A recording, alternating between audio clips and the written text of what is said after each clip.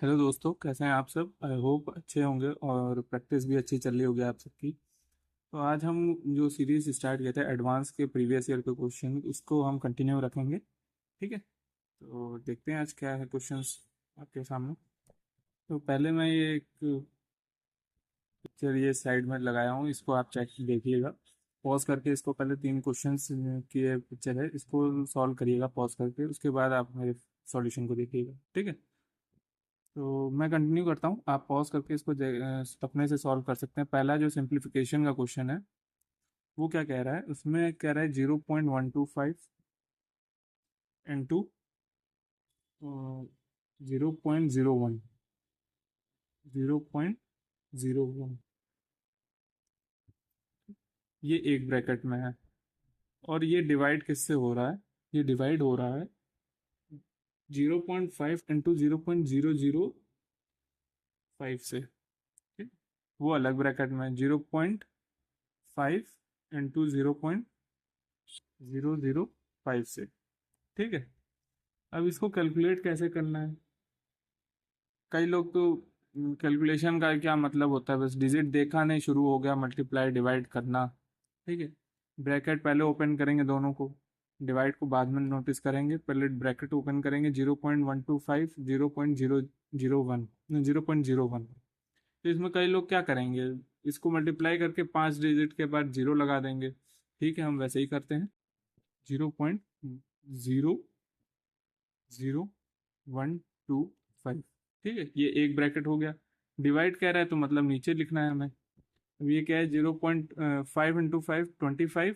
कितने डिजिट के बाद डेसिमल लगेगा, 2 3 4, तो 0.0025।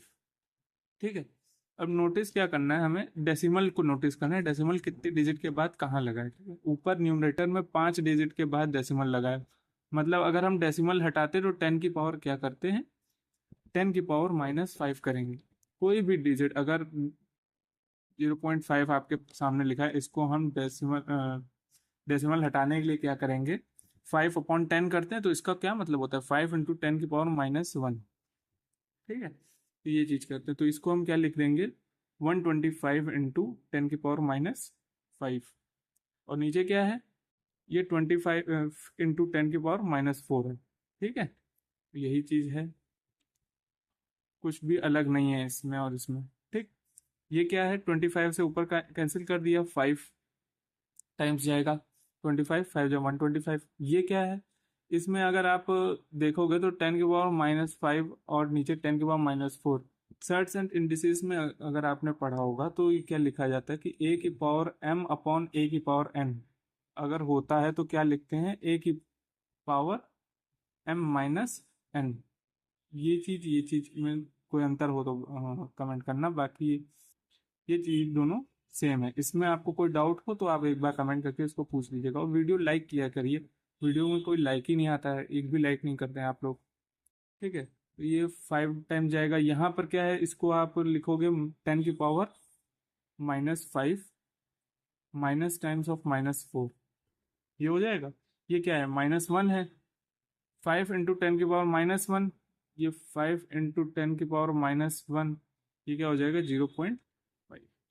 ठीक है, इतना लेंदी करने की जरूरत नहीं है। इसको आप जिस यहीं से डायरेक्ट आप इसको देख सकते हो कि ये जब आपने इसको इस तरीके से लिखा, तो यहाँ से आप इसको अपने मन में कैलकुलेट करिए। इतना ये लिखने की जरूरत नहीं है। ये 125/25 ये हो जाएगा आपका -5 ऊपर है, आ रहा है, नीचे ऊपर 5 जीरो है, मतलब -5, नीचे 4, ऊपर 5 प्लेस के बाद डेसिमल है, नीचे 4 प्लेस के बाद डेसिमल है। तो ऊपर -5 है, नीचे -4 है, तो -1 हो जाएगा, 10 की पावर -1, और ये 5 से मल्टीप्लाई होकर 0.5 हो जाएगा। ठीक है, एक तो ये तरीका है।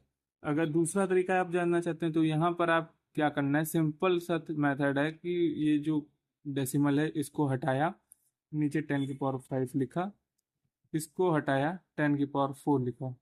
जितने प्लेस के बाद का डेसिमल हटा रहे हैं आप, उतनी पावर 10 करेंगे नीचे। इसके नीचे न्यूमरेटर में अगर डेसिमल हटा रहे हैं तो डिनोमिनेटर में 10 की पावर 5, 10 की पावर से मल्टीप्लाई करेंगे। डिनोमिनेटर से डेसिमल हटा रहे हैं तो ये उतना करेंगे। ठीक है, उतनी पावर 10 की पावर से मल्टीप्लाई करेंगे, तो ये आपका हो जाएगा अपॉन में 10, ये 5 बाई 10 इसका वैल्यू हो जाएगी जो कि 0.5 आ जाएगा। ये आपका शॉर्टकट है, अगर आप इसको आप इस पे प्रैक्टिस करना चाहते हो तो ये भी आप कर सकते हो।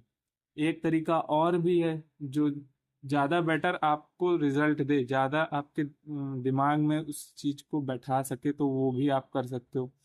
डेसिमल काटना सीखें, ऊपर 5 है नीचे 4 है, तो नीचे से 4 डेसिमल हटाएं, ऊपर से 5 डेसिमल को हटाएंगे, तो ये 4 डेसिमल कैंसिल होके डेसिमल यहाँ आ जाएगा।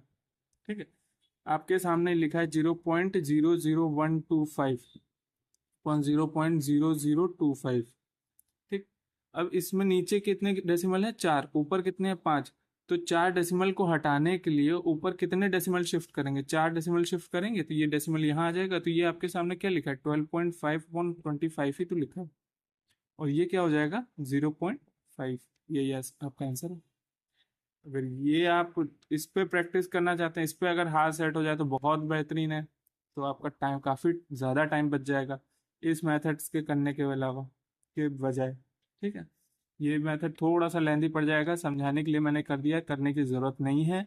आप या तो इसको अपना सकते हैं या इसको अपना सकते हैं। ठीक है, इससे ज़्यादा बेटर ये भी रहेगा।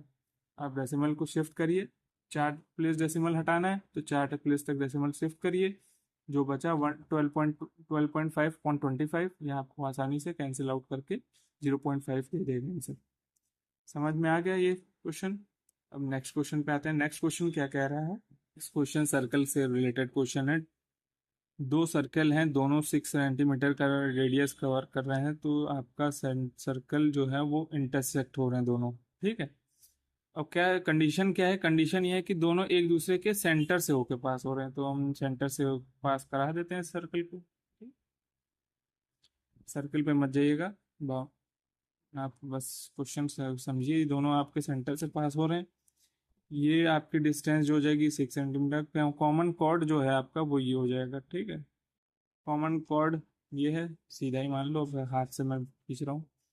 सेंटर आपका एक ये है O dash, O double dash centre ये 6 सेंटीमीटर, इसका भी रेडियस है 6 सेंटीमीटर, इसका भी रेडियस है, तो ये जो है ये भी तो एक रेडियस ही है, दोनों का रेडियस कहलाएगा। तो ये 6 सेंटीमीटर हो जाएगा, कॉमन कॉर्ड से ये डिवाइड हो जाएगा 2 पार्ट्स में, 2 इक्वल पार्ट्स में, तो 3 हो जाएगा। कॉमन कॉर्ड भी आपका बाइसेक्ट होता है। ठीक है, तो ये कितने कॉमन कॉर्ड की लेंथ हमें पता करनी है। ये क्या है? ये आपका 6 सेंटीमीटर है, ये 3 सेंटीमीटर है। तो ये जब 6 है, ये परपेंडिकुलर है, ये 3 है, तो आपका ये पाइथागोरस यहाँ पर नहीं अप्लाई हो जाएगा। पाइथागोरस अप्लाई करेंगे, ये नहीं लगे बैठे 36 - 9, आपका फिर निकला कितना? 36 - 9, 27 हुआ। 27 मतलब 3√3, इतना नहीं, आपको रेशियो याद रहना चाहिए। अगर ये रेशियो कितने में है? 2:1 का रेशियो, 2:1 का रेशियो √3 थर्ड साइड होगी। राइट एंगल ट्रायंगल में दो साइड का रेशियो हाइपोटेन्यूज कवर करते हुए 2:1 है, तो थर्ड साइड √3 होगी। ठीक है, तो ये आप 2 की वैल्यू 6, तो √3 की 1 की वैल्यू 3, √3 की वैल्यू 3√3, तो ये साइड की वैल्यू आपकी 3√3 हो गई। तो ये कॉमन डिस्टेंस बिटवीन सेंटर है, कॉमन कॉर्ड है, एक दूसरे को बाइसेक्ट करते हैं, 3√3 जो है वो यहाँ भी होगा 3√3। भाई जो चीज़ आपने यहाँ की वो चीज़ आप यहाँ करोगे, तो ये भी आपका 6 हो जाएगा, ये 3 हो जाएगा, तो ये आपका 3√3 नहीं आ जाएगा? 3√3 + 3√3, यही कॉमन कॉर्ड की लेंथ ही तो पूछी है। ए बी मान लिया कॉमन कॉर्ड, तो ए बी की वैल्यू क्या हो जाएगी? ये हो जाएगी 2 टाइम्स ऑफ 3√3। 3√3 कितना हो जाएगा? 6√3 सेंटीमीटर। ये आपका आंसर हो जाएगा।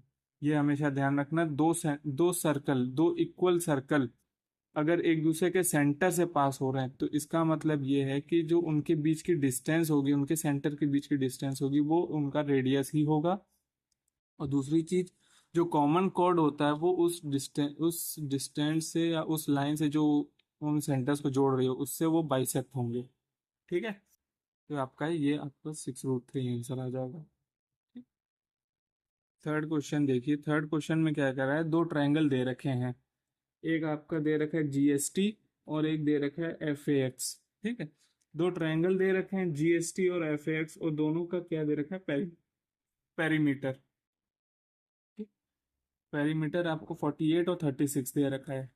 माना एक ट्रायंगल, एक ये जीएसटी है, जीएसटी, और एक एफ ए एक्स है। ठीक है, एफ ए एक्स, इसका पेरीमीटर जो है वो 48 सेंटीमीटर दे रखा है। 48 सेंटीमीटर पेरीमीटर दे रखा है, इसका 36 सेंटीमीटर दे रखा है। और क्या दे रखा है, और दे रखा है आपकी साइड, एफ ए दे रखा है, एफ ए, एफ ए क्या दे रखा है, 12 सेंटीमीटर दे रखा है। ठीक, और जीएस पूछा है, जीएस पूछा है, 12 सेंटीमीटर है। ठीक है? हमेशा ध्यान रखना जब भी कोई ट्रायंगल आपके पहले ये दोनों ट्रायंगल आपके सिमिलर है। ठीक, इसमें ऐसे सिमिलर ट्रायंगल्स, ठीक है, ट्रायंगल्स आपके सिमिलर हैं, सिमिलर ट्रायंगल है आपके, तो इसमें आप क्या कर सकते हो, वो आप कर, ट्रायंगल सिमिलरिटी का जो फॉर्मूला होता है वो क्या होता है, फॉर्मूला क्या कंडीशन होती है, जब दो ट्रायंगल सिमिलर हों तब उनका जो साइड का रेशियो है, ठीक है, रेस्पेक्टिव साइड, कभी भी आयरे गहरी साइड नहीं ले लिया कि जीएस इसकी ले ली हमने, इसकी ए एक्स ले लिया, नहीं, इस साइड का लिया जी एक्स तो एफ ए ही लेंगे। ठीक है, एस टी का, एस टी का किससे, एस टी का लेंगे ए एक्स से, और यही आपका क्या हो जाएगा, ये ऊपर आपने जी एस एस टी लिया है तो ऊपर आप जी टी ही लोगे। ठीक है, इस वाले ट्रायंगल, ये नहीं कि आपने इस ट्रायंगल से न्यूमरेटर ले लिया तो अगले में न्यूमरेटर इस ट्रायंगल से ले लिया, नहीं, G T upon F x, G T upon F x, ये आपका किसके बराबर हो जाएगा, ये आपके पेरीमीटर के रेशियो के बराबर हो जाएगा। ठीक है, यहाँ पे क्या हो जाएगा, perimeter of triangle GST, perimeter of triangle GST upon triangle F x. और ये इसमें एक चीज और ऐड ऑन करके मैं आपको बताना चाहूंगा, ये आपका किसके, और रेशियो को कंप्लीट कर देता हूँ, तो ये हो जाएगा आपके बराबर, कीजिएगा, ये आपका बराबर हो जाएगा under root of area of triangle GST upon area of triangle F X. ठीक है, ये कैसे होता है भाई, एरिया जो है वो साइड के स्क्वायर पे डिपेंड करती है, साइड का रेशियो जब आपस में सब इक्वल है तो उनका एरिया जो होगा वो उनके स्क्वायर के ऊपर डिपेंड करेगा। ठीक है, या हम इसको इजी वे में लिख सकते हैं, कॉन्सेप्ट आपका यही है, कॉन्सेप्ट जो कुछ है वो आपका यही है, इसी पे सब कुछ डिपेंड करेगा।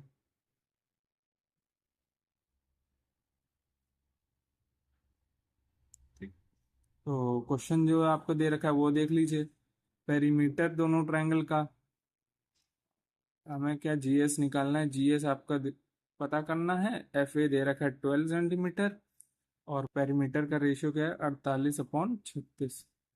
ठीक, 12 तिहाई 36 3 16, जीएस क्या आ जाएगी 16 सेंटीमीटर। ये कॉन्सेप्ट आप उसको अपने पास अपने दिमाग में इसको बैठा लीजिए एकदम, जितने जबार ज़्यादा, जितना ज़्यादा लिख सकते हो उतना ज़्यादा लिखिए, क्योंकि ये question most of the time SSC के हर एग्जाम में आता है। ठीक है, इसको आप सिंप्लीफाइड वे में लिख सकते हो कि area of triangle GST, GST upon area of triangle F A x, ये क्या हो जाएगा, ये बराबर हो जाएगा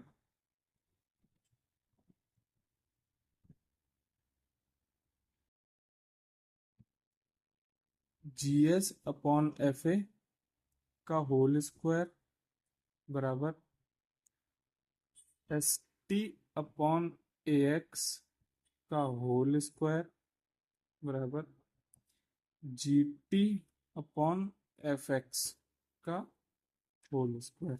ठीक है, ये कॉन्सेप्ट है। इसी में सिमिलैरिटी का आपको मैंने बेसिक टू बेसिक कॉन्सेप्ट आपको इसी क्वेश्चन से सिखा दिया। तो आपको सिमिलैरिटी प्री लेवल में सिमिलैरिटी का क्वेश्चन आते हैं, उसमें तो आपको कोई दिक्कत ही नहीं होनी चाहिए। एक और चीज, सिमिलैरिटी में तीनों एंगल सिमिलर होते हैं, ठीक है, इक्वल नहीं होते हैं। इक्वालिटी और सिमिलैरिटी में बहुत अंतर है। ये नहीं कि आप लोग इसको गलत धारणा बना ले कि अरे इक्वल होंगे, नहीं, सिमिलैरिटी में एंगल्स जो हैं वो इक्वल होते हैं, जबकि इक्वालिटी जो इक्वल होते हैं वो आपके एंगल्स होते हैं सिमिलैरिटी में, जबकि आपका जो साइड्स होती हैं वो रेशियो उनके इक्वल होते हैं, ठीक है। तो ये आपको कॉन्सेप्ट अगर क्लियर हो गया सिमिलरिटीज का, तो एक बार लाइक को कर दीजिएगा इस वीडियो को, ठीक है। सिमिलरिटी का आपको प्री लेवल का नॉलेज तो मैंने इसी एक क्वेश्चन से दे ही दिया, ओके।